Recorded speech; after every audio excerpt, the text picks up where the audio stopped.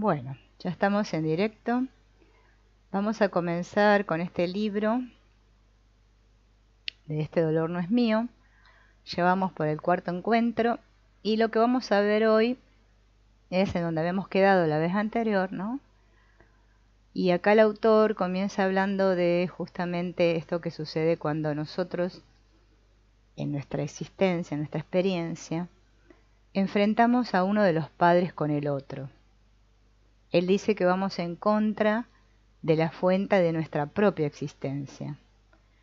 Es como que inconscientemente creáramos una grieta, una división dentro de nosotros mismos, ¿no?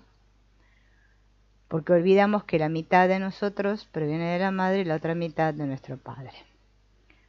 Esto crea un conflicto interno, ¿no? Muchos de nosotros nos hemos obsesionado con algo que creemos que nuestros padres nos han hecho y que ha arruinado nuestras vidas. Hemos permitido que estos recuerdos, ya sean precisos o distorsionados, anulen las cosas buenas que nuestros padres nos dieron. Los padres en el curso de ser padres causan dolor inadvertidamente a sus hijos. Esto es inevitable. Y el problema no es lo que nuestros padres nos han hecho, sino el problema es cómo todavía seguimos manteniendo eso, ¿no?, que nos han hecho. Todos nosotros sentimos que hay cosas que no recibimos de nuestros padres, pero el estar en paz con nuestros padres significa que estamos en paz con lo que recibimos y con lo que no recibimos. Esto nos puede traer una gran fuerza, una gran luz interna, ¿no? Y a pesar de que pareciera otra cosa, todos los padres desean lo mejor para sus hijos. Vamos a hablar ahora un poco sobre los descriptores básicos comunes de una ruptura temprana en el vínculo. Vieron que Bert Hellinger habla mucho de esto del movimiento interrumpido, ¿no?, hacia los padres, o hacia la madre, o hacia el padre, o hacia los dos, ¿no? Y bueno, y esto está planteado en el hecho de que obviamente muchas personas en su infancia sufrieron esta separación temprana del vínculo con su madre y luchan por encontrar esa sensación de paz. Y claro, para poder detectar si realmente tuvimos un vínculo interrumpido y tuvimos esta desconexión temprana con nuestras madres, lo veremos a través de ciertas frases que dicen las personas que tuvieron este vínculo interrumpido, ¿no? Cuando hablan de sus madres, ¿no? Mamá era fría y distante, ella nunca me abrazó, no confié en ella en absoluto. Mi madre estaba demasiado ocupada para mí, ella nunca tuvo tiempo para mí. Mi mamá y yo estábamos muy unidos, ella es como mi hermana pequeña que cuido. Nunca quiero ser una carga para mi madre. Mi madre era muy crítica. Mi madre no se preocupaba por mí. No tengo una relación con mi madre. Me sentí mucho más cerca de mi abuela, porque ella fue la que me crió. Mi madre es muy egocéntrica. Mi madre es muy calculadora y manipuladora. Tengo miedo de ella. Nunca supe qué iba a pasar después. No estoy cerca de ella. Ella no es maternal. Nunca he querido tener hijos yo, ¿no?, dice la persona. Y no tengo el sentimiento maternal, ¿no? O sea que las personas que no tienen ese sentimiento maternal dentro de ellos, si no quieren tener hijos, es muy normal que tengan un movimiento interrumpido con la madre, ¿no? No todos, dice el autor, han experimentado una ruptura en el vínculo temprano y algunos que sí lo han experimentado, puede ser que no se sientan resentidos, ¿no? La ruptura puede ser que haya ocurrido tan temprano en la vida que no tenemos memoria cognitiva de la experiencia, pero los recuerdos corporales de la separación se pueden activar cuando se experimenta, digamos, un tipo de relación, una relación de pareja o un distanciamiento en alguna de nuestras relaciones, ¿no?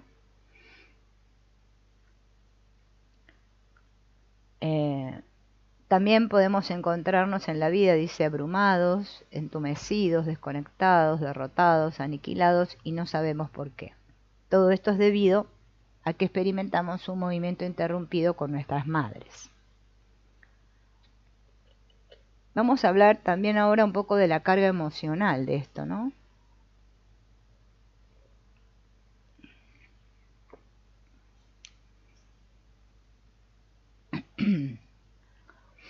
Cuanto más fuerte es la carga negativa, más clara es la dirección de curación, ¿no? Se ve más claro hacia dónde tenemos que ir, ¿no?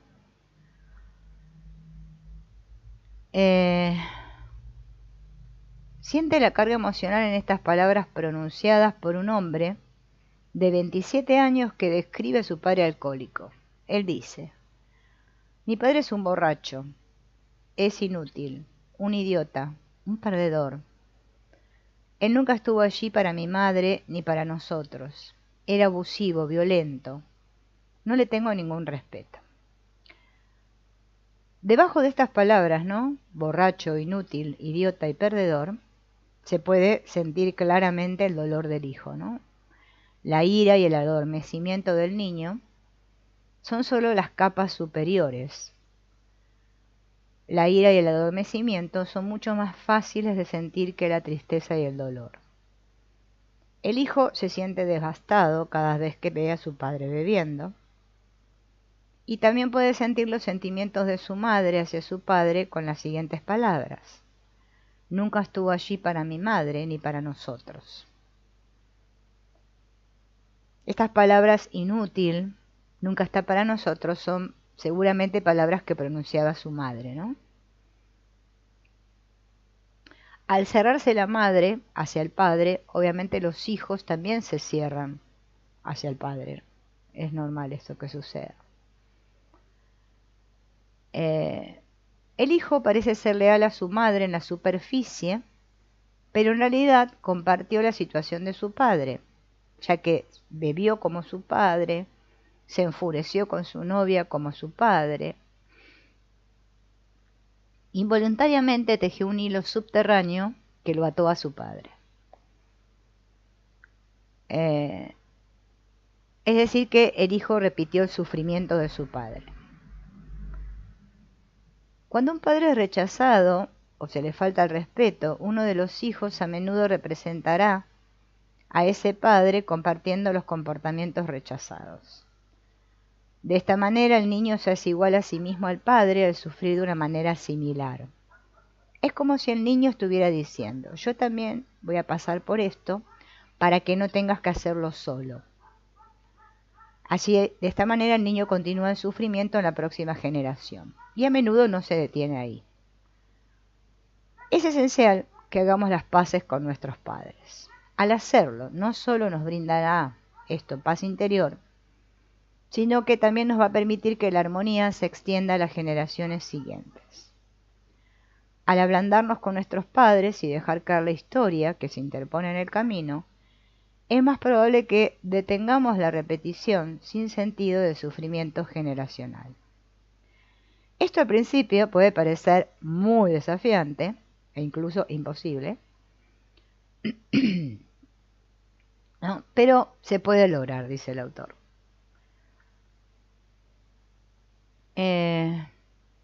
Vamos a ver cómo se puede trabajar para cambiar la imagen interna de nuestros padres. Acá lo importante es cambiar la imagen interna, porque obviamente a veces la externa, ya sea porque nuestros padres ya murieron o porque, no sé, vivimos en otro país lejos de nuestros padres o porque la situación que sea, o no nos podemos relacionar con ellos en la forma,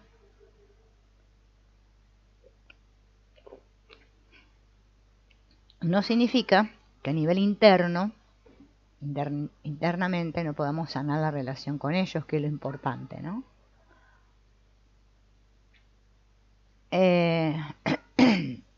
Acá lo que tenemos que hacer es tomar el ejercicio de la vez anterior, donde escribimos lo que pusimos acerca de nuestros padres, ¿se acuerdan? Mi madre es, mi padre es, todo eso que pusimos. Y escuchar, ¿no? Es importante leerlas en voz alta y escuchar lo que hemos escrito y ver si nos resuena algo nuevo. Las palabras cargadas emocionalmente indican que todavía tienes sentimientos sin resolver hacia tus padres. Siente tu cuerpo mientras lees esos descriptores. Tu cuerpo se tensa, se relaja. ¿Cómo es tu respiración? ¿Estás fluyendo o estás estancado? ¿No? Presta atención si hay algo dentro de ti que quiera cambiar. Los descriptores, estos que hemos escrito la vez anterior, que seguramente si tenés las hojitas guardadas podés volver a revisar, son los pasos principales y más valiosos para reconstruir esta relación con nuestros padres. No importa si tus padres viven o han fallecido. Una vez que detectemos estos sentimientos negativos, las actitudes, los juicios, es que los vamos a poder cambiar. Cuanto mayor sea la carga emocional en tus palabras, más profundo es el dolor. A menudo hay tristeza debajo de unas palabras de enojo. La tristeza no te matará. La ira, en realidad, sí podría matarte. La imagen que tienes de tus padres puede afectar la calidad de vida que vives. La buena noticia es que esta imagen interna, una vez revelada, se puede cambiar. No podemos cambiar a nuestros padres, evidentemente, pero podemos cambiar la forma en que los mantenemos dentro de nosotros. Clarísimo esto, ¿no? Y ahora vamos a hablar de la oración central. ¿Se acuerdan que había un punto donde yo les dije, les leí hace rato ya, acerca de la oración central?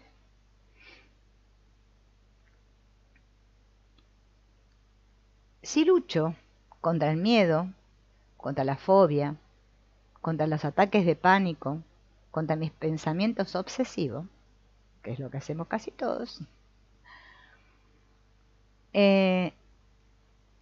sentiremos y seremos conscientes, ¿no?, de lo que es estar cautivos en la prisión de nuestra vida interior. Los momentos difíciles, ¿no?, dentro de nosotros, la preocupación constante, las emociones abrumadoras, las sensaciones corporales desconcertantes, pueden parecer una sentencia de por vida. Sin embargo, nunca se ha llevado a cabo ningún juicio ni convicción. El miedo y la ansiedad encogen tu mundo, drenan tu vitalidad, restringiendo el día que tienes delante y limitando la vida que tienes por delante. Es agotador vivir de esa manera. Encontrar una salida a todo esto es más simple de lo que pensamos. Solo tenemos que darnos un tiempo, ¿no?, y darnos una diferente sentencia de vida. La oración que crea nuestro peor miedo. ¿Cuál es la oración que crea nuestro peor miedo? Esta frase, esta oración, ha estado con nosotros desde que éramos niños. Ya sea que la hemos repetido en voz alta o nos las hemos repetido internamente en silencio. Esta oración central es la que profundiza nuestra desesperación.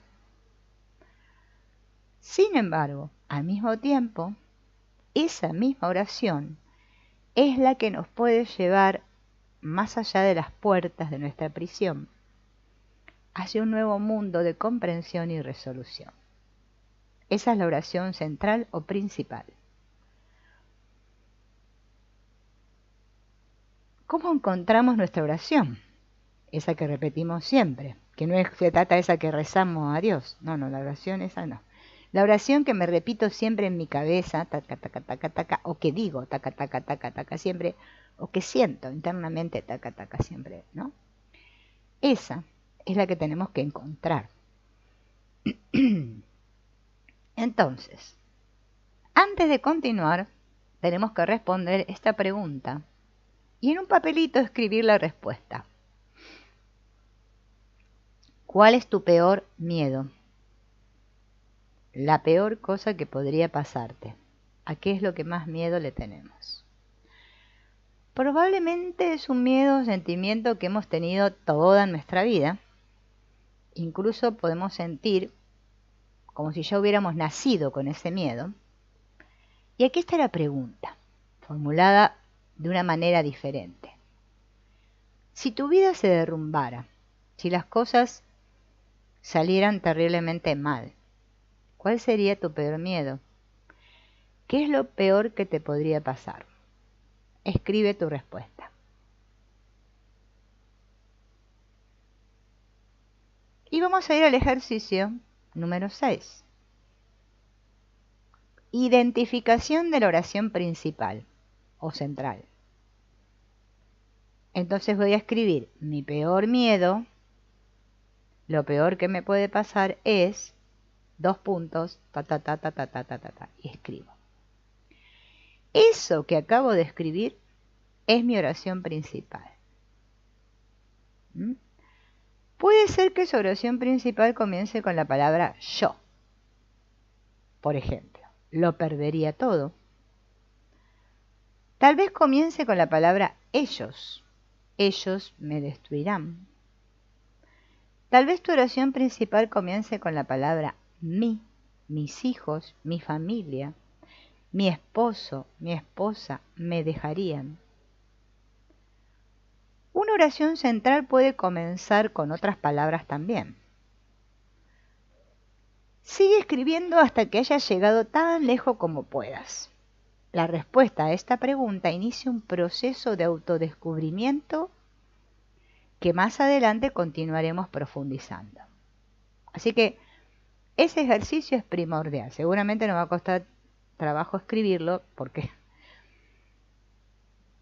vamos a querer usar la cabeza, pero traten de conectar, a ver, con el miedo ese que tenemos, con eso que siempre nos decimos. Así parezca que no es coherente y que es tonto, no importa, lo escribo igual. Ejercicio 7. Ajustar tu oración principal. ¿Qué es lo que tenemos que hacer aquí?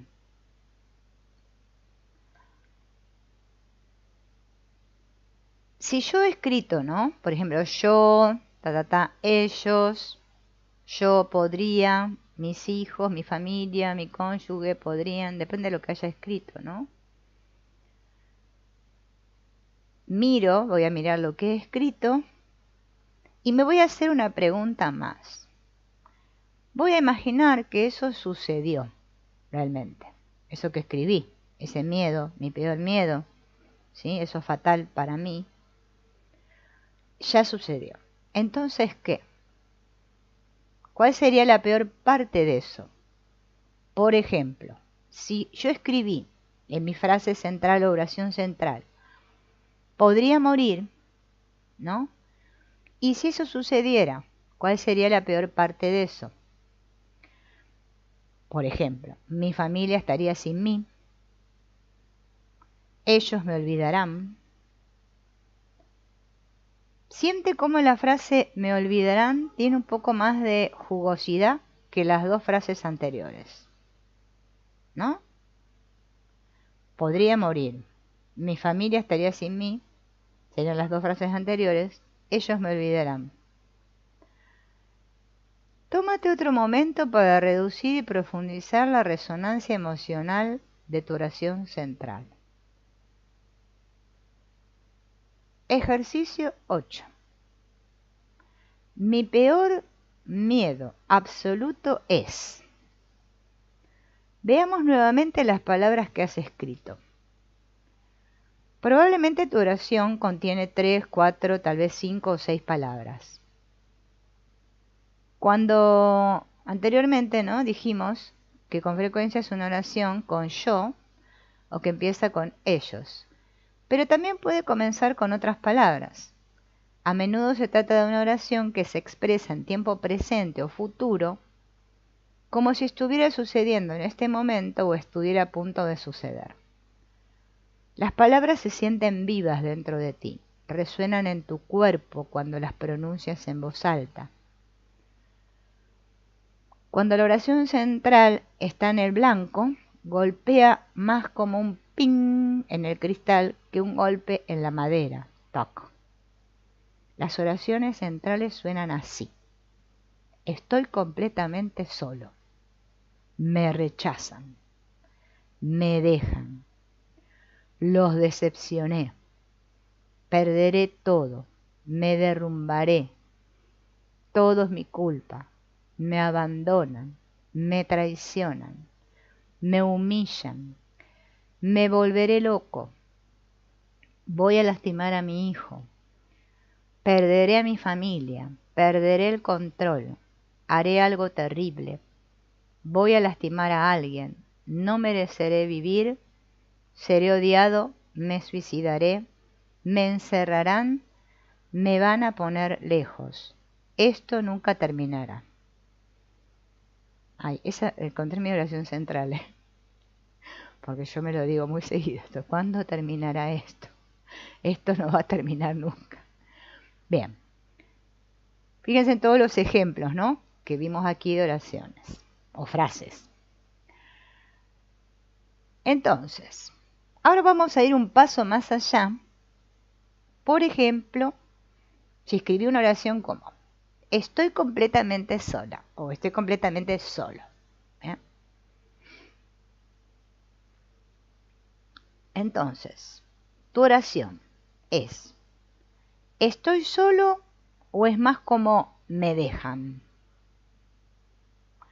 ¿Es me dejan o es más como me rechazan o me abandonan? De la misma manera que nuestro oculista revisa 2 veces donde tiene que ajustar, ¿no?, las lentes en nuestros anteojos, ¿no?, estamos verificando que las palabras se alineen exactamente con el sentimiento dentro de nosotros. ¿Es tu oración central más como me abandonan o más como estoy abandonado? Tu cuerpo sabrá qué palabras son mejores por la vibración que se crea dentro de ti. Estas oraciones crean una vibración o una reacción física, ¿no? Por ejemplo, una sensación de ansiedad o de sentirnos hundidos, ¿no? Esos detectores son los que tenemos que utilizar para descubrir esto. Otros caminos para encontrar nuestra oración central. Supongamos que no recibimos ninguna respuesta, ninguna reacción cuando leímos esta frase de vuelta, ¿no? O nos costó encontrarla. Cuando yo me pregunto, ¿qué es lo peor que le puede pasar a alguien? Pero ¿qué es lo peor que me podría pasar a mí? Me costó mucho encontrar esto. El autor propone que ahora lo hagamos pensando en otro. ¿Qué es lo peor que le podría pasar a otro? A mi hijo, a mi esposo, a mi perro, a quien sea, a mi madre, a mi padre. A otro. ¿Mm? Tal vez recordemos una noticia de algo terrible que sucedió a alguien que no conocemos. También puede ser alguien que no conocemos, ¿no? Una niña que fue violada. ¡Ah! Eso es lo peor que podría pasar. Bueno, bien, ahí tenemos, ¿no?, material. Y hay que escribir eso que le pasó a alguien o a muchos, a ellos también puede ser, ¿no? Y es algo que recordamos continuamente. El caso tal que sucedió a fulano, a mí siempre me retumba, ¿no?, dentro de mí. Es importante porque esto podría decir algo sobre nosotros mismos. Esto que yo creo que es terrible que le pase a otro. Puede estar hablando de mí. Quizá me cueste mucho detectar mi peor miedo, pero, por eso el autor da esta otra opción, quizás es más sencillo horrorizarnos de lo que les pasa a otros. Bueno, de eso que yo me horrorizo, de que le pasa a otro, ahí podemos, encontrar una pista, ¿no? Hola, Delcy. Ajá. El niño interior. Y el trabajo con el niño sí, es de muchos días, todos los días hasta que vos te sientas bien, te sientas conectado. Bien. Hola Patricia. Fíjense, encontrar la oración central es una bomba, ¿no? De una herramienta súper buena. La tragedia de otra persona refleja una faceta de nuestros peores miedos. Porque si no, yo no le tendría miedo a lo que le pasa a otro. Pero si yo siento miedo de eso que le pasa a otro y a mí me parece muy terrible, es porque eso tiene algo que ver conmigo, ¿no?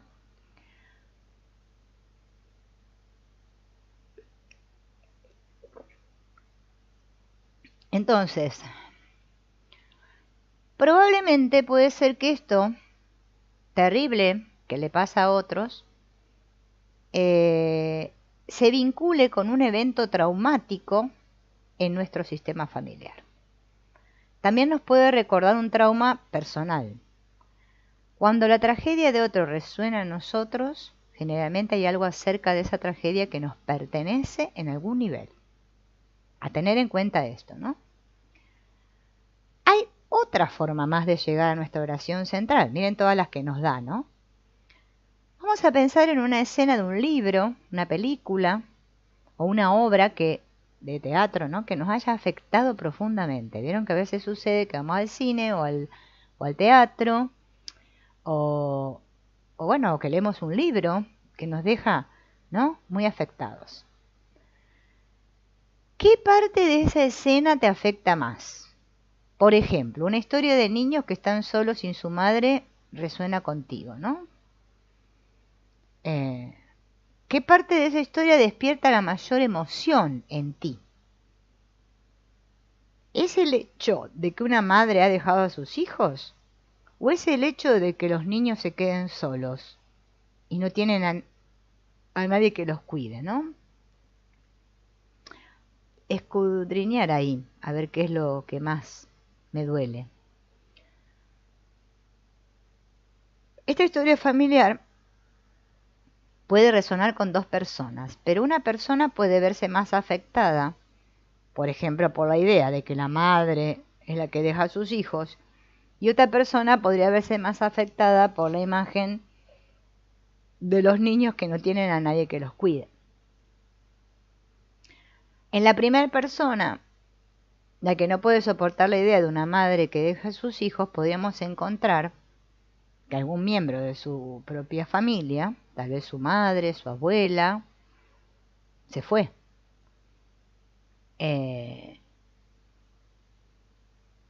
Una culpa no reconocida puede resonar en el sistema familiar de la primera persona, ¿no? Esta que voy a volver a repetir, en la idea de que la madre deja a sus hijos, ¿no?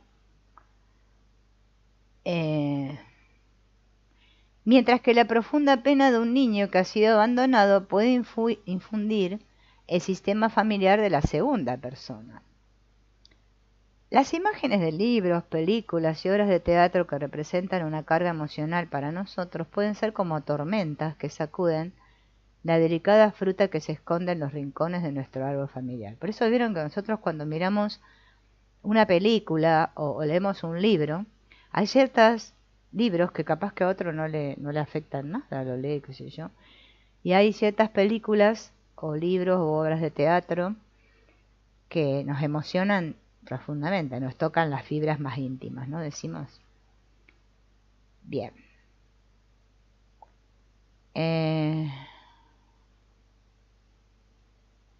Bueno, acá hay un ejemplo, ¿no?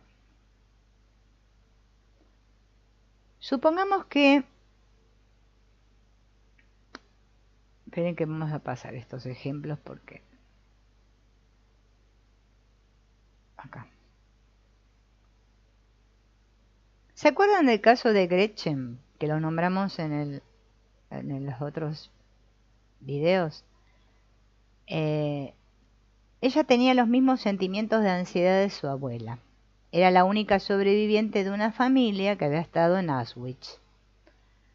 Incapaz de recibir por completo el regalo de haber sobrevivido al Holocausto, la abuela de Gretchen caminó por la vida como un fantasma mientras que sus hijos y nietos caminaron sobre las cáscaras de huevo a su alrededor para no seguir molestándola.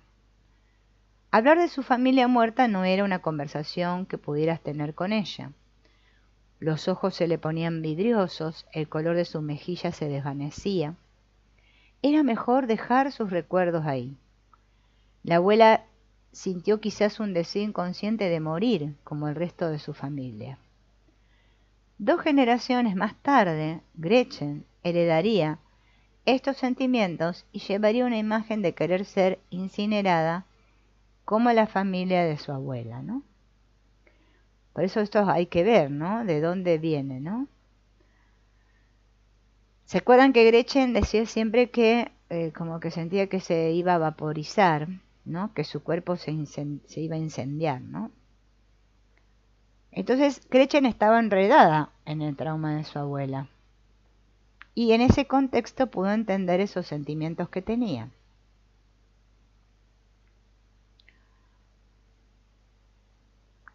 Si bien Gretchen se identificó con su abuela, también pudo haber sido identificada con los asesinos que mataron a la familia de su abuela.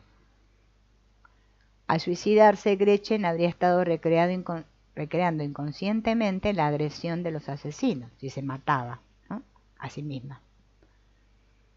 Estas identificaciones con los perpetradores o con las víctimas son muy comunes en los sistemas familiares. Y a veces algún miembro de la familia carga con todo esto, ¿no? Y puede estar, no es que sea una víctima él o un perpetrador en sí, pero sí estar identificado con la energía de las víctimas o de los perpetradores, ¿no? Esto lo podemos tener muy en cuenta cuando se observan conductas violentas en los miembros de la familia en generaciones posteriores. Nos puede estar hablando de esto, ¿no?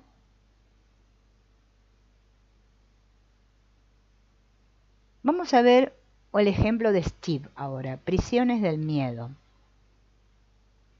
Steve luchaba con ataques de pánico cada vez que visitaba un lugar nuevo. No importaba si estaba entrando a un edificio, un restaurante, no importa. Se disociaba cada vez que se encontraba en un entorno desconocido. Sentía como que se desmayaba, se mareaba, se sentía como oscuro por dentro. Tenía la sensación de como que se le iba a caer el cielo encima, ¿no? Todas estas sensaciones hacían que su corazón se acelerara, sudaba, ¿no?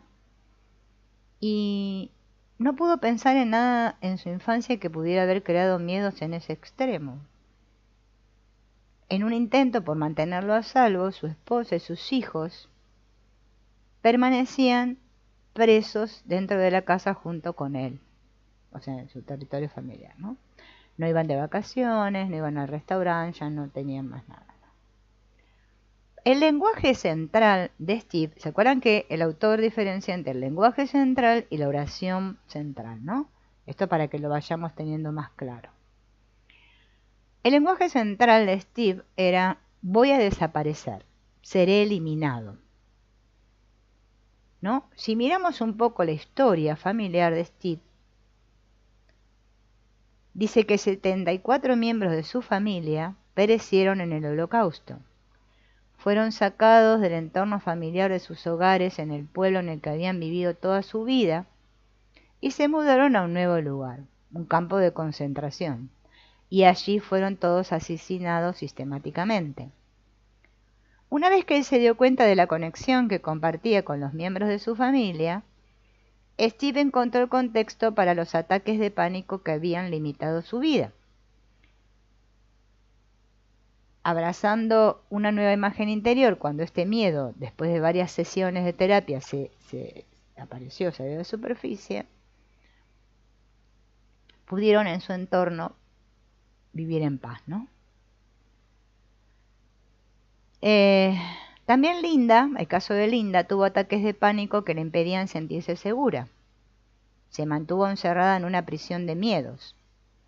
Decía: el mundo no es un lugar seguro, tienes que ocultar quién eres.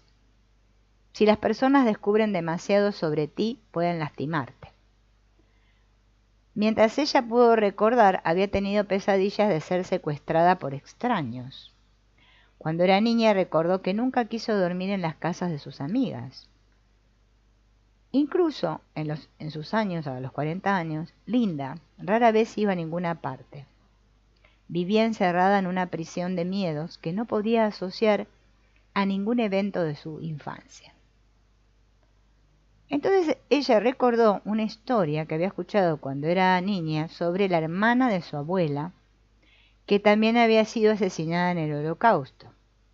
Y descubrió que su tía abuela vivía escondida en la casa de un vecino hasta que alguien fuera de la casa descubrió que ella era judía. La hermana fue entonces secuestrada por extraños, ¿no? Por soldados nazis, y asesinada a tiros en una zanja. ¿Cuál era el lenguaje central de Linda? El mundo no es un lugar seguro. Tienes que esconder quién eres. La gente puede hacerte daño. Fíjense en que estas son frases que nosotros podemos decir muy a menudo y no las atribuimos a nada que tenga que ver con nuestro sistema familiar o con nuestra historia familiar.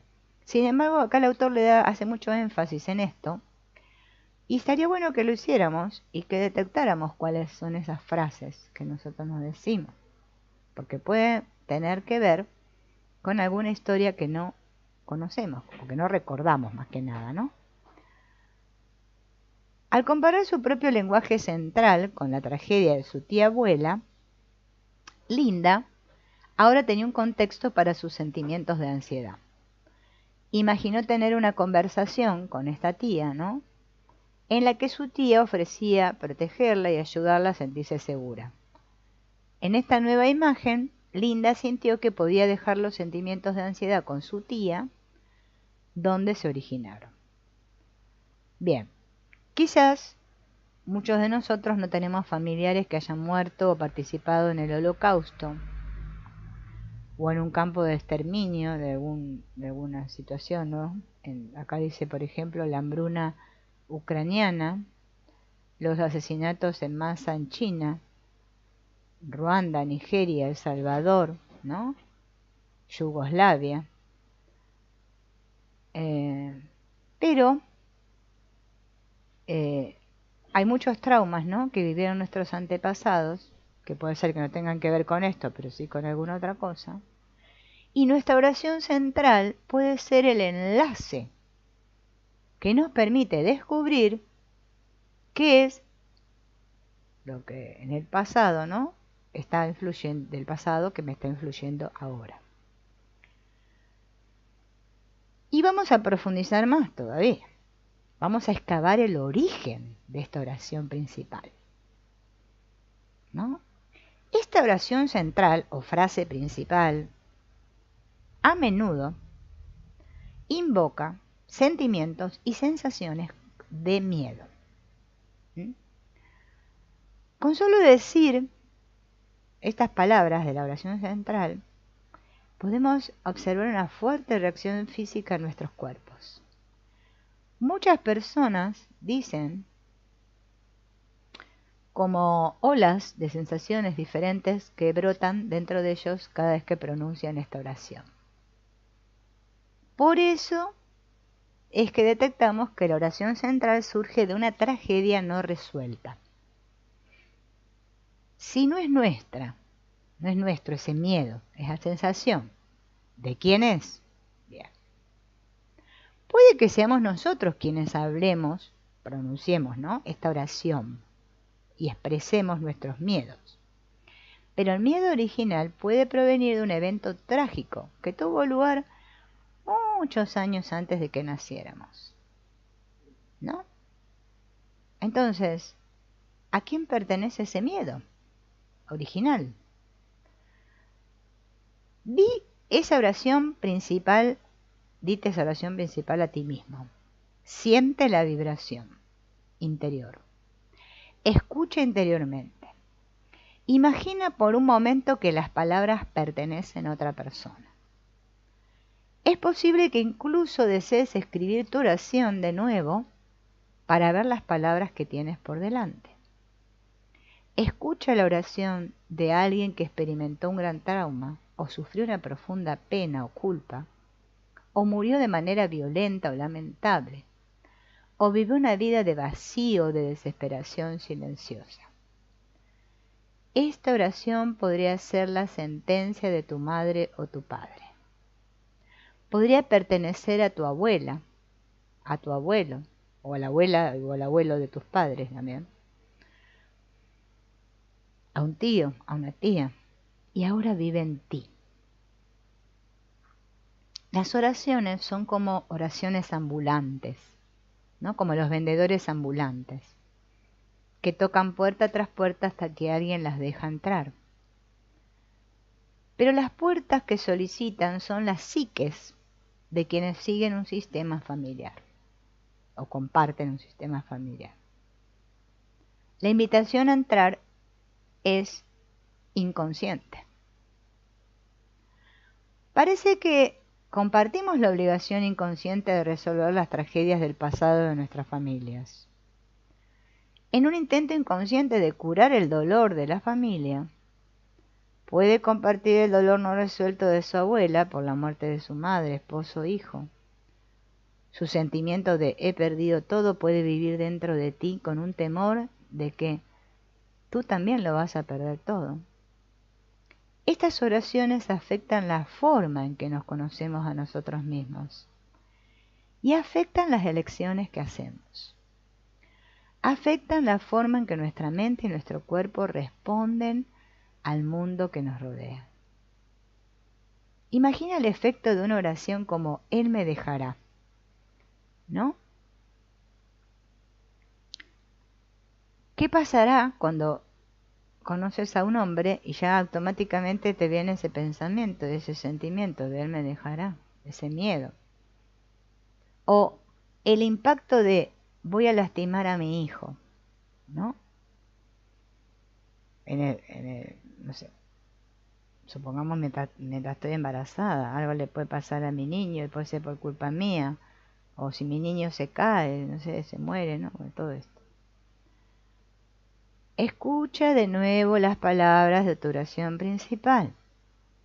Repítelas en voz alta. Recordemos que todo esto se hace mucho hincapié en que lo repitamos en voz alta, porque si no, no es como que no vibre igual dentro de nosotros, ¿no?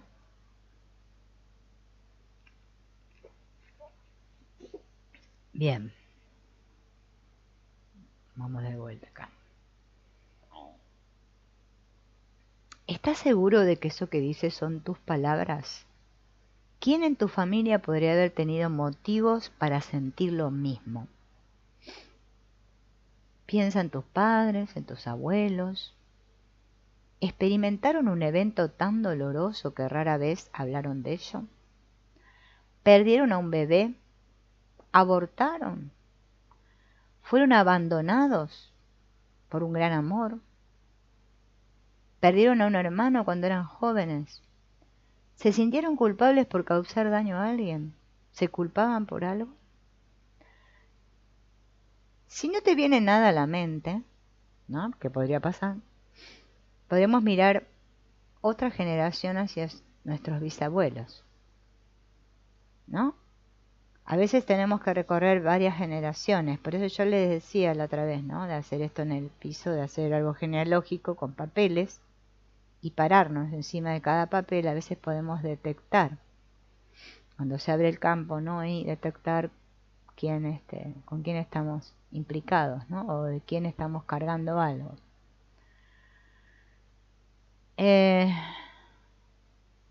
La oración central de Sach, vamos a ver el caso de Sach, había estado con él desde que era un niño pequeño y él sentía que necesitaba morir. Él había nacido para morir, decía, ¿no? Su frase era necesito morir. Y así cuando Sach tenía la edad suficiente para hacerlo, se había apuntado para luchar y morir en Irak. Nada podía ser más sencillo, ¿no? Pero se acuerdan que el plan de Sach había salido mal y Sach, ¿no? Condujo por la carretera, seguro de que un policía lo iba a detener, ¿no? pensaba que en un instante todo iba a terminar, y de nuevo intervino el destino y no pasó nada, ¿no? No murió. El tercer plan era que iba a saltar por encima de una cerca de la Casa Blanca y con una pistola iba a correr hacia la oficina del presidente para que lo fusilen y qué sé yo, ¿no? Se iba buscando planes, estrategias para morir. Y nunca se materializó, ¿no? Entonces, desesperado buscó ayuda y podemos escuchar un hilo común en cada uno de los planes para morir de Sach. Cada intento de suicidio tenía que ser exitoso y hubiera resultado en que alguien que defendiera a su país le disparara a muerte. Sin embargo, Sach no había hecho nada que justificara ese castigo. Nunca le había hecho daño a nadie. No tenía ninguna culpa personal. ¿Para quién, entonces, tenía que morir? ¿A quién en su sistema familiar necesitaba que le dispararan por algo que había hecho? Entonces tuvimos que hacer un trabajo con la historia de Sach, porque dada la queja de Sach, había 3 posibles preguntas. ¿Quién en tu familia cometió un crimen y nunca fue castigado por ello? ¿Quién sintió que necesitaba que le dispararan por algo que hizo? ¿Y a quién le dispararon en su familia que la familia no pudo sufrir? Las 2 primeras preguntas habían golpeado muy fuerte a Sach. La primera pregunta le despertó recuerdo de una conversación que había escuchado de niño, en la que su abuelo, el padre de su madre, era un alto funcionario de Mussolini, que había sido responsable de las decisiones que llevaron a la muerte a muchas personas. Cuando la guerra en Italia estaba terminando, logró falsificar documentos, cambió su identidad y escapó a los Estados Unidos. Todos esos fueron fusilados, ¿no? Es como que el abuelo de Sach había burlado su destino. Todos fueron fusilados menos él. Tuvo suerte, o eso había pensado. Sin que él lo supiera, su destino pasaría al primogénito de la familia, que era su nieto, ¿no? Bert Hellinger enseña que cada uno de nosotros es el único responsable de nuestro destino y que cada uno de nosotros debe llevar las consecuencias de ese destino. Si evitamos o rechazamos ese destino, otro miembro de nuestro sistema podría intentar pagar el precio, a menudo con su propia vida. Entonces Sach había estado tratando de pagar los crímenes de su abuela.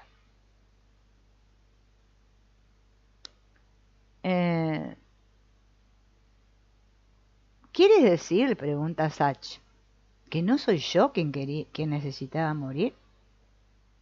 ¿Quiere decir que no tengo que morir? Entonces, cuando surgieron en él, ¿no?, todos estos sentimientos a causa de estas preguntas que hizo,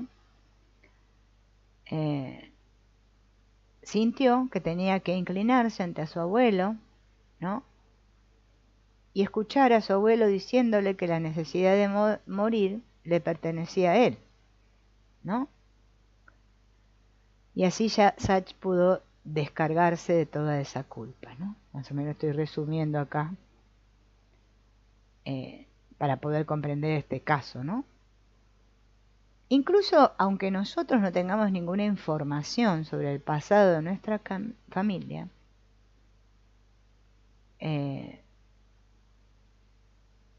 es posible que tengamos el sentimiento de ese pasado de nuestra familia, ese miedo, ¿no?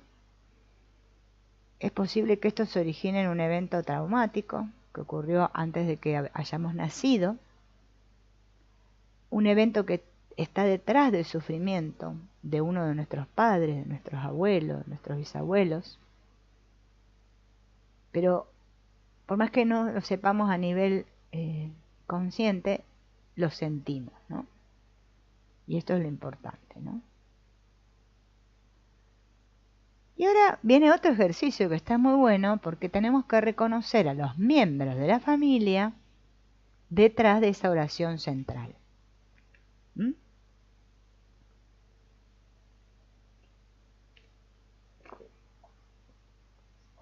Supongamos que tenemos una idea clara de quién es el propietario original del miedo expresado en nuestra oración central, que ya lo descubrimos, ¿no? Vamos a visualizar a esa persona delante de nosotros, ¿no? Cerrar los ojos. Si no la pudimos detectar a la persona en sí, no importa, imaginamos que hay alguien que pudo haber sentido esas emociones. No tenemos que saber quién es, no importa. Es posible que esta persona ni siquiera sea un miembro de sangre de nuestra familia, pero puede haber dañado a alguien o haber sido perjudicada por alguien de nuestra familia. Visualice a la persona o a las personas conectadas con el evento traumático detrás de nuestra oración central,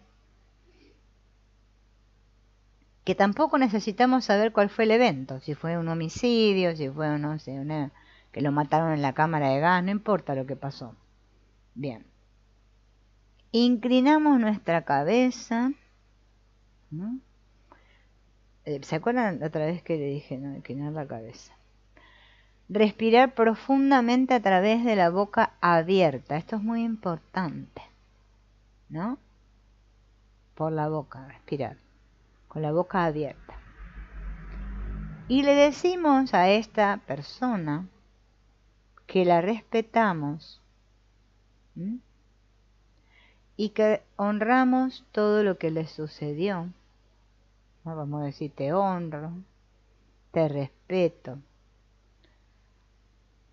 Nunca serás olvidada o olvidado. ¿Sí? Te recuerdo con amor en mi corazón. ¿Sí? Y es muy importante que los visualicemos estando en paz. También sentir que ellos nos bendicen a nosotros, por eso le pedimos, bendíceme para que pueda tener una vida plena. Y sentir que esos buenos deseos de ese otro tienen efecto físico en nuestro cuerpo mientras respiramos. Al exhalar, siente las emociones de esa oración central que van dejando nuestro cuerpo. Sentir cómo se disipa el miedo, ¿no? Hay que hacer esto por varios minutos hasta que nuestro cuerpo se calme. Entonces, nuestra oración principal es el camino hacia la transformación de nuestro miedo. ¿Cuántos de nosotros, no es cierto, tenemos miedo y no sabemos ni por qué? A veces los asociamos a cosas así de la vida diaria, pero resulta que después nos damos cuenta que no. La oración central describe nuestro peor miedo y es el camino más directo para descubrir un trauma familiar no resuelto.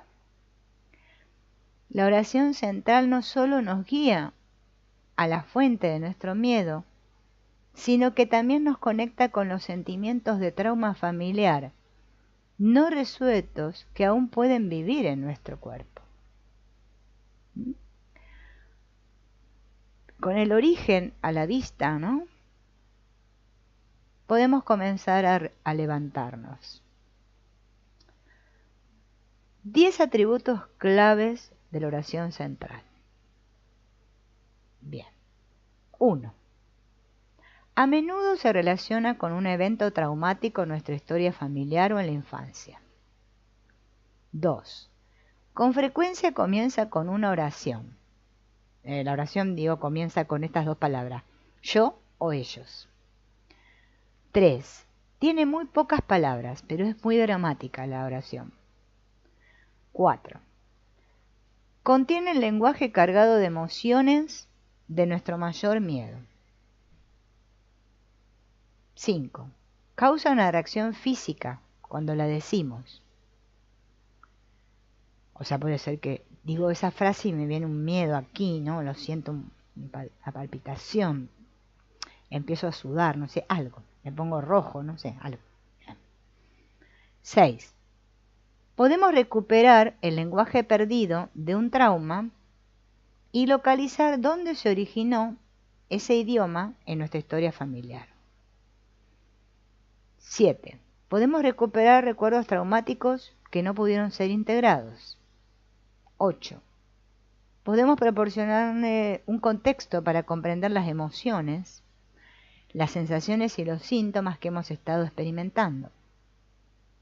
9. Nos dirigimos a la causa, o sea, este lenguaje se dirige a la causa y no a los síntomas. 10. Tiene el poder, cuando se habla, de liberarnos del pasado, cuando lo repetimos, ¿no? Ahora vamos a aprender a construir nuestro árbol genealógico para encontrar este trauma central conectado con esta oración central. Y antes de empezar con eso, vamos a diseñar un mapa de idioma central, ¿no? Ya nosotros hemos reunido todo ese lenguaje, ¿no? Ya tenemos la oración central, ya hemos visto cómo descubrir el trauma central. Entonces ahora vamos a hacer el ejercicio 9, que es construyendo nuestro mapa de lenguaje básico. Primero, escriba su queja central. Queja, ¿se acuerdan que ya lo habíamos hecho, lo de la queja? ¿De qué me quejo siempre, no? Eso ya lo teníamos hecho. Perdón.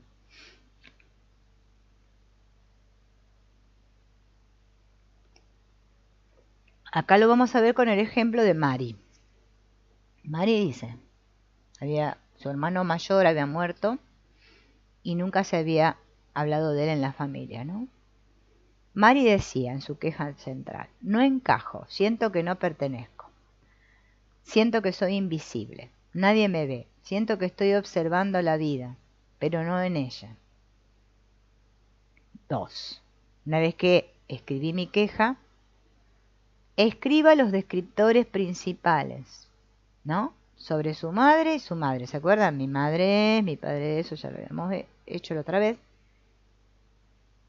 Los descriptores principales de Mari eran: mamá era amable, frágil, cuidadosa, deprimida, preocupada y vacante. La culpo por no estar ahí para mí. Sentí que tenía que cuidarla.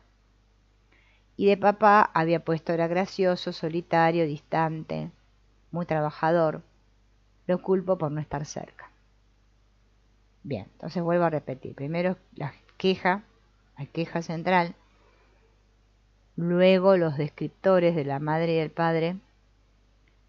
O sea, cómo describimos a nuestra madre y a nuestro padre. Y tercero, la oración central, que es lo que estuvimos trabajando, que es nuestro peor miedo, que se descubre mediante esa pregunta: ¿qué es lo peor que siento que me podría pasar, ¿no? Siempre me sentiré sola y excluida. Era la oración principal de María, de María o Mari, ¿no?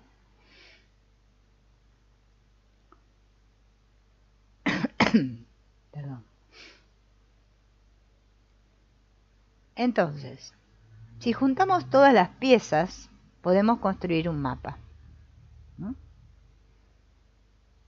Hasta ahora hemos aprendido a extraer las gemas básicas del lenguaje de nuestra queja, cómo analizar estos descriptores principales, como los adjetivos que usamos para describir a nuestros padres, que a menudo dicen más sobre nosotros que sobre ellos. También hemos aprendido que la oración que expresa nuestro mayor miedo, nuestra oración principal, puede llevarnos de regreso a un trauma en nuestro sistema familiar. Y lo último que debemos aprender es cómo construir un puente para llegar a este trauma, ¿no? El trauma no resuelto en la infancia o en la historia familiar. Las 4 herramientas del mapa del lenguaje principal son, entonces, la queja, las descripciones, la oración principal y el trauma central. Hay dos formas de desenterrar el trauma central. Uno es a través de un genograma, un diagrama de un árbol genealógico, y el otro es a través de una pregunta puente. Y vamos a hablar de eso, de la pregunta puente. ¿Se acuerdan de Sach, no? Bien. Sach es este que se quería decir que necesitaba morirse, ¿no? Ay, perdón. Y que voy a tomar otro poco más de agua.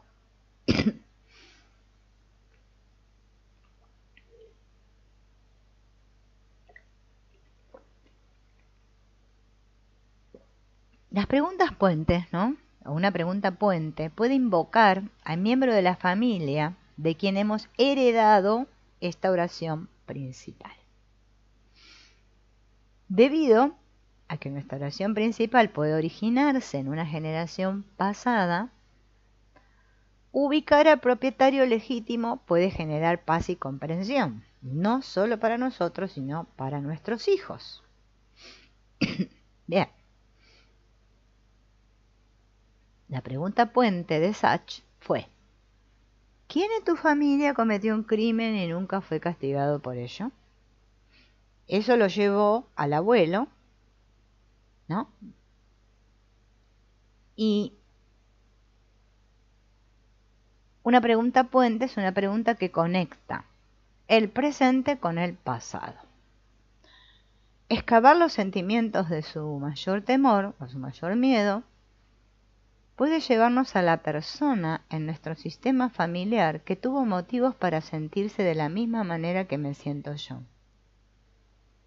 Por ejemplo, si nuestro mayor miedo es que podamos dañar a un niño, convirtamos ese miedo en una pregunta y pensemos en todas las combinaciones relevantes que podrían expresarse en un miedo que lleva a un descendiente en la familia.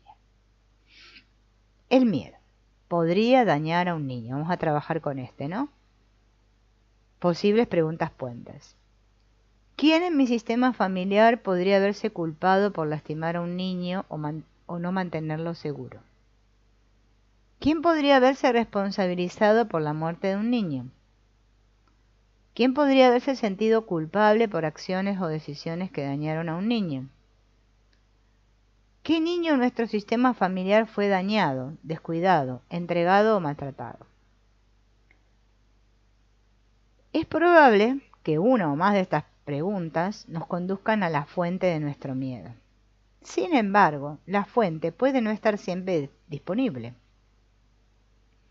Muchos padres y abuelos mantienen a la familia bien cerrada herméticamente. Esto es una información valiosa. Se pierde para siempre.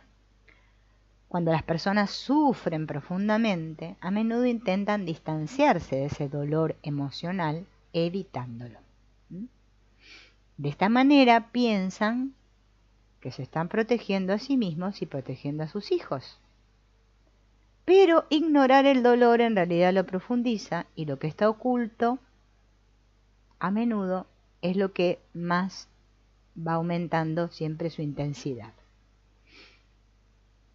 Así que mantener el silencio para proteger a mi familia no es una estrategia efectiva para curar, porque ese sufrimiento va a volver a surgir más adelante y nos vamos a dar cuenta que no se fue. Incluso si no podemos descubrir lo que sucedió en nuestra familia, podemos completar nuestro mapa de idioma principal. Nuestra oración central nos va a proporcionar las pistas que necesitamos para señalar en la dirección de un trauma familiar. La pregunta enlace va a conectar suficientes puntos, ¿no? Incluso si los detalles específicos son vagos o faltan. Vamos a ver la historia de Lisa. Lisa decía que era una madre sobreprotectora. Tenía miedo de que algo terrible le sucediera a sus hijos, ¿no? Entonces nunca los perdía de vista. A pesar de que no había pasado nada significativo, ¿no? Ella estaba obsesionada con esto. Mi hija morirá. Lisa sabía muy poco acerca de su historia familiar, pero cuando siguió el temor de su oración principal, hizo las siguientes preguntas puente. ¿Quién en mi familia tuvo un hijo que murió? ¿Quién en la familia no puede mantener seguro a su hijo? Y la única información que tuvo fue que sus abuelos vinieron a América desde la región de los Cárpatos de Ucrania, huyendo de la hambruna y la inanición. Los abuelos nunca hablaron sobre estas dificultades que tuvieron que soportar y los niños nunca supieron preguntar. La madre de Lisa era la menor de los niños y la única que nació en Estados Unidos. Y aunque la madre de Lisa no estaba segura de los detalles, sospechaba que algunos de los niños no sobrevivieron. El solo hecho de sacar esta información a la luz aumentó la comprensión de Lisa sobre el miedo que llevaba. Ella reconoció que la frase "mi hijo morirá" pertenecía a sus abuelos. Hacer este enlace redujo inmediatamente la intensidad de su miedo. Lisa pudo preocuparse menos y disfrutar más a sus hijos. Cuando hace sus preguntas de transición, podemos enfrentar un evento traumático en nuestra familia que nunca se ha resuelto por completo. Podríamos encontrarnos frente a frente con familiares que sufrieron terriblemente, ¿no? Y nosotros estamos llevando las consecuencias, ¿no? Ejercicio 10. Identificar las preguntas puentes de nuestra oración principal. Mi oración principal, la escribo. Mis preguntas puente, las escribo. La pregunta puente, recordemos que es una forma de descubrir el trauma no resuelto en nuestra familia. El mapeo de nuestro árbol genealógico y la construcción de un genograma en un papel es otra. ¿Qué es el genograma? Es la representación visual, ¿no?, en un papel bidimensional de nuestro árbol. Tenemos que usar, muchos usan cuadraditos para los hombres, circulitos para las mujeres, triangulitos podemos usar para los excluidos, ¿no? Bien. Cada uno puede buscar ahí diferentes esquemitas, ¿no? Hay muchos esquemitas en internet hoy en día. Hola Mari, bienvenida. Hay muchos material ahí en internet donde podemos encontrar esquemitas para construir el genograma, ¿no? Es complejo construir el genograma, más si no tenemos datos. Lleva tiempo. Pero lo podemos hacer con los datos que tenemos y, como les dije la otra vez, hay que tomarse el día y tiempo para hacerlo, porque la verdad no es sencillo. Armar el genograma en el suelo con papeles y pararse en cada uno, ¿no? Porque ahí es que el campo nos trae la información, si estamos conectados, ¿no?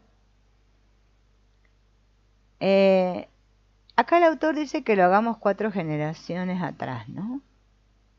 O sea, los padres, los abuelos, los bisabuelos, por más hasta los tatarabuelos, ¿no? El diagrama tiene que incluir a los padres, los abuelos, bisabuelos, hermanos, tíos y tías. Él dice que no, con llegar hasta los bisabuelos está bien, pero bueno. Usando cuadrados para representar hombres, dice acá, ven, círculos para representar mujeres, puedes usar líneas para representar las ramas del árbol, ¿no? Mostrando quién pertenece a cada generación. Anotar los hijos de tus padres, abuelos y bisabuelos. No es necesario enumerar a los hijos de tus tías, tíos o hermanos. Sin embargo, mapear esto estará bien, ¿no?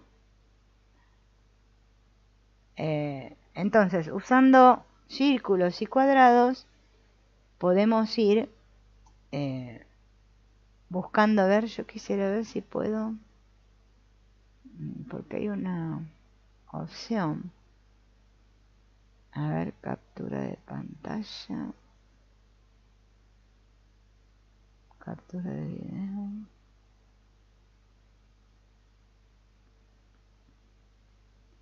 Aceptar, ¿eh? Aceptar.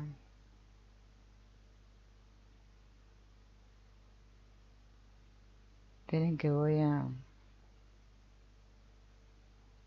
Primero poner así. Voy a ver si puedo poner acá. Estoy haciendo un intríngulis aquí para ver si puedo captar la pantalla.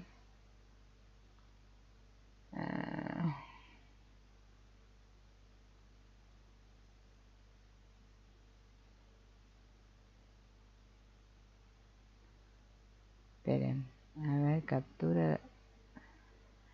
Ah, no, porque yo puse que lo capturaba con la cámara. Bueno, acá no sé qué lío hice yo. No, esperen que lo voy a eliminar porque ya hice el lío yo acá. Sí. Hice un lío bárbaro. Bueno, no sé cómo se hace. Quería mostrarle la pantalla. Bueno, para la próxima voy a ver si hago unos cuadritos así para mostrarlo, ¿no? Yo se los voy a narrar. Acá hay un mapa, ¿no? Me volveré loca. Es la oración principal de esta persona, que es Eli. Y Eli tiene los sentimientos. Me volveré loca. Desde los 18 años. Yo creo que esta la habíamos nombrado a Eli. Entonces Eli configura a su papá y a su mamá. La madre tuvo depresión posparto, es lo que tiene ella de dato. La madre de la madre, ¿no? Nunca habló acerca de su familia. Después pone al padre, que no le escribe, al abuelo, ¿no? Que no le pone nada. A su abuela, ella sabe que tuvo una hermana que tuvo una enfermedad mental y que a los 18 años la llevaron, ¿no? Era un bloquero, a un psiquiátrico, y que murió y no se dijo nada. Esa hermana, a su vez, tuvo una abuela que a los 18 años también comenzó un fuego, ¿no? Y alguien la mató, dice, cuando fue niña, ¿no? El fuego la mató cuando fue niña. O sea que murió en un incendio, va. A su vez, esa tía, ¿no? Esa tía abuela de ella, el tío abuelo, ¿no? Había tenido también justamente una madre, ¿no?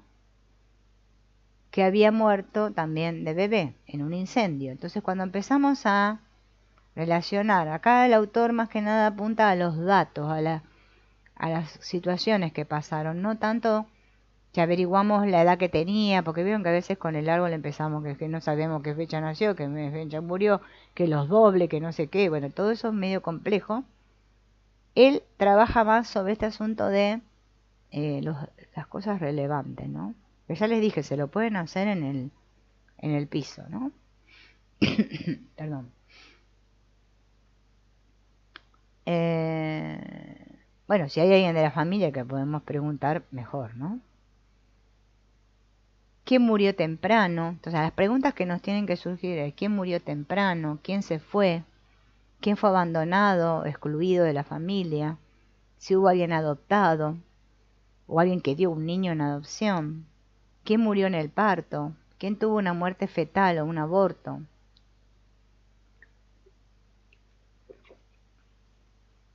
¿Quién se suicidó? ¿Quién cometió un crimen? ¿Quién experimentó un trauma significativo? ¿Quién fue olvidado o sufrido en la guerra? ¿Quién murió o participó en el Holocausto o en algún otro genocidio? ¿Hay alguien que fue asesinado en la familia? ¿O alguien que asesinó a alguien? ¿Quién se sintió responsable por la muerte o desgracia de alguien? Bueno, todo ese tipo de preguntas son las importantes que nos podemos hacer, ¿no? Si hubo alguien en la familia que mató a alguien, anote la persona dañada o asesinada en el árbol, aunque no sepamos el nombre, ¿no? Las víctimas dañadas por las personas de nuestra familia deben ser incluidas, ya que ahora son miembros de nuestro sistema familiar. Enumera cualquier persona que haya dañado o asesinado a un miembro de nuestra familia. Si hubo alguien que hizo algo a algún miembro de nuestra familia, porque también podemos estar identificados con ese.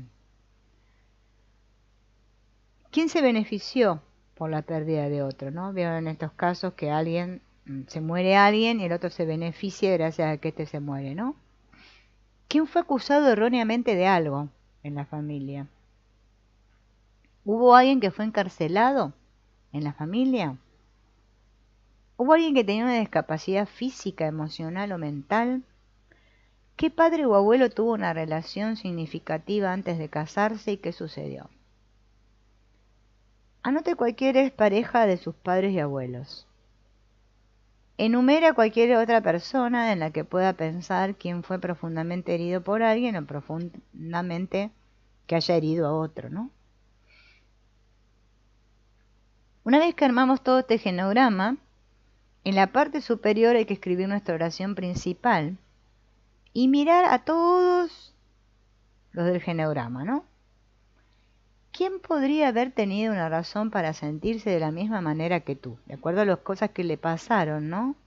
¿Quién podría estar enlazado, ¿no? Con esa frase principal mía?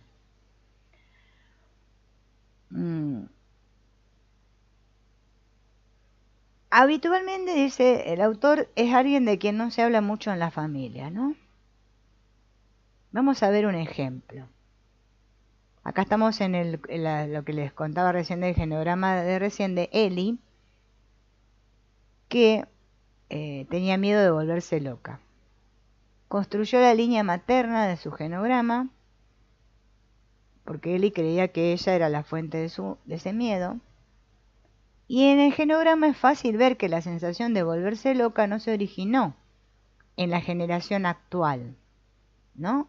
Sino que la tía abuela de Eli fue internada a los 18 años, murió sola y olvidada, y nunca nadie dijo nada, ni contó la historia. Eli ni siquiera sabía que su abuela tenía hermanos, y descubrió la información solo a través de consultas repetidas. La tía abuela estaba internada en un hospital estatal a los 18 años. La misma edad que la bisabuela cuando comenzó un incendio que mató a su hijo recién nacido. Con 3 generaciones a la vista era posible entender de quién eran los sentimientos de locura que estaba reviviendo la tía abuela. Y lo más importante, ¿qué historia intentaba traer Eli, ¿no? A sacar a la luz, a compartir el mismo miedo. El miedo a volverse loca surgió una vez que cumplió los 18 años y se graduó de la escuela secundaria. Ese temor había estado agotando la fuerza de su vida, la estaba llevando hacia el autodescubrimiento ahora. Cuanto más estudiaba el genograma, más conexiones comenzaba a hacer. Eli recordó que su madre le dijo que había experimentado depresión posparto durante el primer año de vida de Eli. En su sufrimiento, la madre de Eli también fue receptora del trauma de la bisabuela. La madre de Eli admitió que tan pronto nació Eli, comenzó a obsesionarse con que algo saldría terriblemente mal. Como nació Eli, comenzó a obsesionarse, ¿no?, con esto, y tenía mucho miedo de que ella pudiera hacerle algo, y como consecuencia, Eli moriría. Entonces todos estos sentimientos se fueron intensificando y la madre de Eli nunca relacionó la depresión con lo que había sucedido en su familia, obviamente, ¿no? Lo que no se habla conscientemente en la familia se expresa inconscientemente a través de los miedos, sentimientos y comportamientos de sus miembros. Así que miren ustedes qué importante. En el próximo video vamos a tratar de hacer el genograma. Yo les voy a, ya que lo vamos a hacer así, estoy medio difónico hoy. Voy a hacérselos así con cuadraditos, esquemitas, para que ustedes lo puedan ir haciendo junto conmigo y podamos verlo, porque si no es como muy difícil prestarme atención, así si se los hablo. Así que bueno, nos veremos en el próximo encuentro. Gracias por acompañarme con el genograma. Chao, hasta la próxima.